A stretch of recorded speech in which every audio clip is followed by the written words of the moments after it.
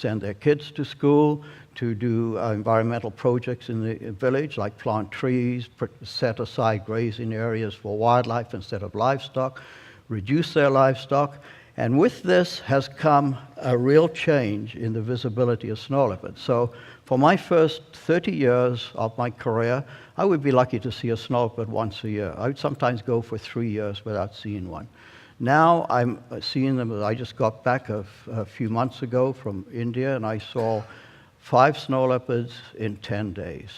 4 different snow leopards. And these are some of the pictures. These are pictures that are taken with pretty normal cameras. They're not really long lenses. This is like a 400 millimeter. And we run trips that are fundraising trips so we can fund SLC India to run these programs. And that's a graph there. So when we started in 2008, we would see 2 snow leopards in our 10-day trip. This year we had two trips. The first group saw them 7 times, the second group 8 times. And this is, they attracted a lot of other people. These are actually not our group. But suddenly there was a huge influx, a phalanx of big lenses pointed at this cat. This cat was more interested in that damn magpie. That was Persky magpie going off to the kill that she was on. And of course she comes running down the hill where she was resting and chases a magpie off a blue sheep.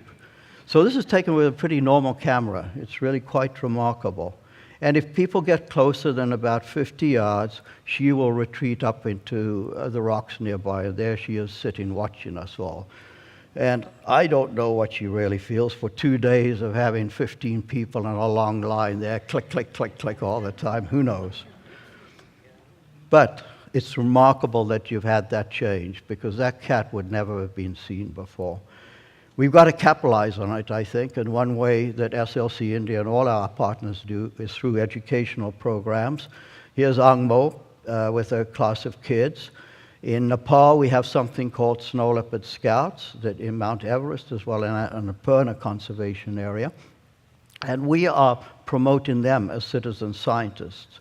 So we will match them with local herders. Herders know where snow leopards walk. They know the habitat and the movements. And the kids, of course, are great at electronics, so they can put up these trail cameras.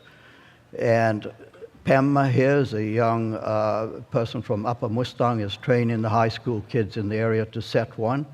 This is the picture they got a few weeks later, just pretty remarkable, really. And you can see the dry landscape in the background, so snow leopards aren't always in snow. And another picture taken again soon after they put up the camera of